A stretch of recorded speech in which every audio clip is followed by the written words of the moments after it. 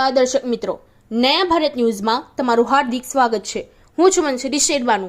ડભોઈ શહેર 17 ગામ પટેલવાડી ખાતે 4 જિલ્લાના માત્ર 80 ઉમેદવારો માટે રોજગાર ભરતી મેળો અને સ્વરોજગાર વોકેશનલ તાલીમ માર્ગદર્શન સેમિનાર યોજવામાં આવ્યો હતો, જેમાં અંદાજે આશરે 500 ઉપરાંત બેરોજગાર યુવાન યુવતીઓએ ભાગ લીધો હતો।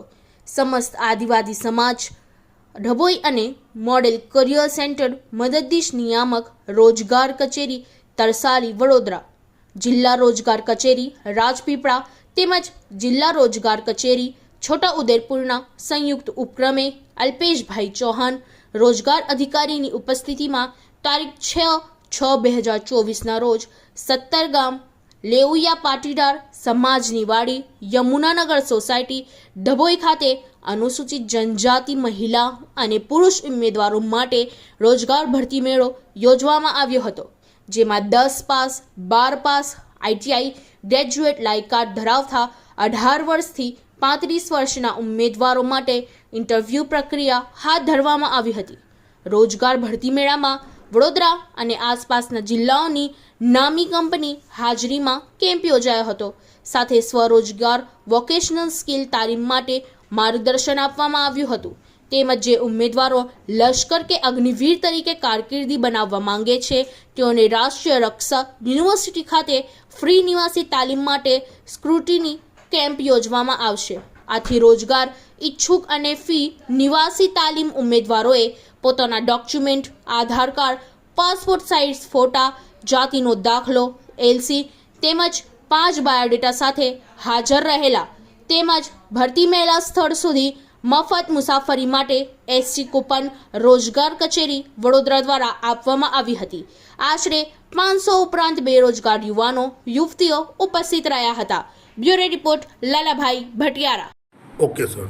મદદનીશ નિયામક રોજગારની કચેરી વડોદરા, છોટાઉદેપુર તથા નર્મદા જિલ્લા તેમજ સમસ્ત આદિવાસી સમાજ ડભોઈના સંયુક્ત ઉપક્રમે આજરોજ ડભોઈ ખાતે રોજગાર ભરતી મેળો, સ્વરોજગાર માર્ગદર્શન તેમજ જે લોકો અગ્નિવીરમાં જવા માટે ઈચ્છુક છે તેવા ઉમેદવારો માટે આજે રક્ષા શક્તિ યુનિવર્સિટી દ્વારા ખાસ એનું એક સ્ક્રુટિની કેમ્પનું પણ આયોજન કરવામાં આવેલ છે।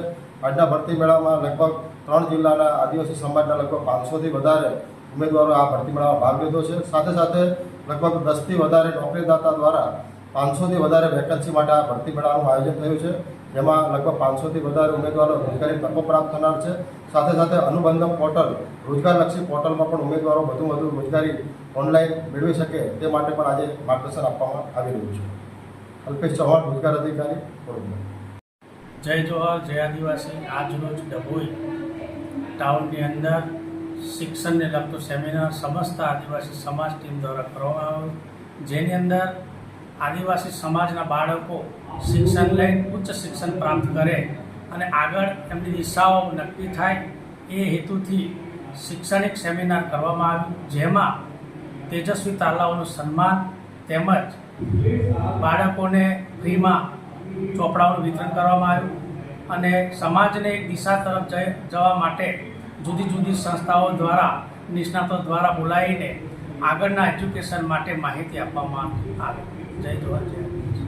આ પ્રોગ્રામ કઈ રાખવામાં આવ્યો છે? સમસ્ત આદિવાસી સમાજ ડભોઈ દ્વારા 17 ગામ પટેલ સમાજની વાડીમાં આજરોજ શૈક્ષણિક સેમિનાર અને રોજગારલક્ષી કાર્યક્રમ રાખવામાં આવ્યો।